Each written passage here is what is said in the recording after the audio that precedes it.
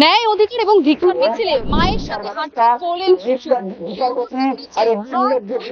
জন্য স্কুলে যাচ্ছে না। সকালে ঘুম থেকে মায়ের কাছে একটা প্রশ্ন ছুড়ে দিচ্ছে যে মা তুমি কেন স্কুলে যাচ্ছ না।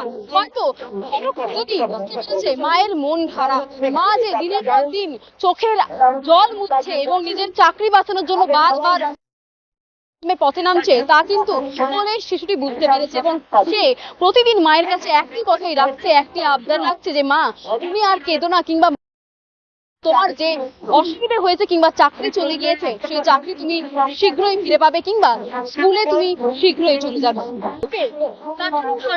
এমনটা হবে ভাবে না, কখনো ভাবিনি যে এরকম দিন আসতে পারে।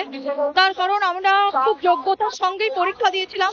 যে ১৭ রকমের দুর্নীতির কথা বলা হয়েছে, তার কোনো দুর্নীতির লিস্টেই আমাদের নাম নেই। আজকে পরিবার নিয়ে, শিশুদের নিয়ে আমাদের যে রাস্তায় নামতে, এটা সত্যি লজ্জা। আজকে ৯ বছর পর আমাদের বলা হচ্ছে আবার নাকি পরীক্ষা দেবো, কখনো সম্ভব? কখনো না। আজকে আমাদের কোনো অপরাধ না থাকা সত্ত্বেও আজকে আমাদের এরকম দিন দেখতে লজ্জা, খুব ধিক্কার জানাচ্ছি। আপনি আপনার মেয়েকে নিয়ে আজকে হাঁটছেন দেখছি, বন্ধ হয়ে গেল, মুখ মা যাচ্ছে না কেন? আমার মেয়েও পর্যন্ত শিখে গেছে যে মা তোমরা তো যোগ্য, তোমাদের সাথে এরকম হচ্ছে কেন?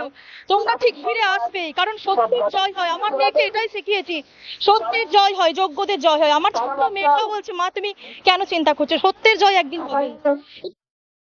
এই বর্তমান সমাজে বাস করছি, দুর্নীতির জয় হচ্ছে কিন্তু সত্যের জয় হচ্ছে না।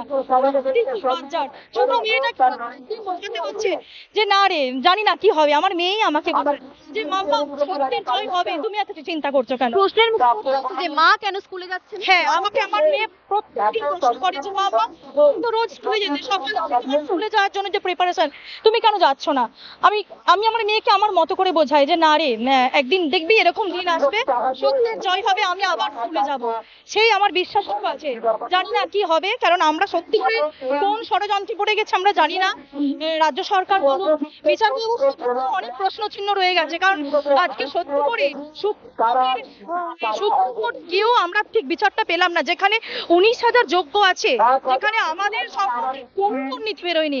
আজকে আমরা সত্যি হতাশ, জানি না কি হবে। বাংলা হান্টের আরো খবর দেখতে নজর রাখুন। বাংলা খবর মানেই বাংলা হান্ট।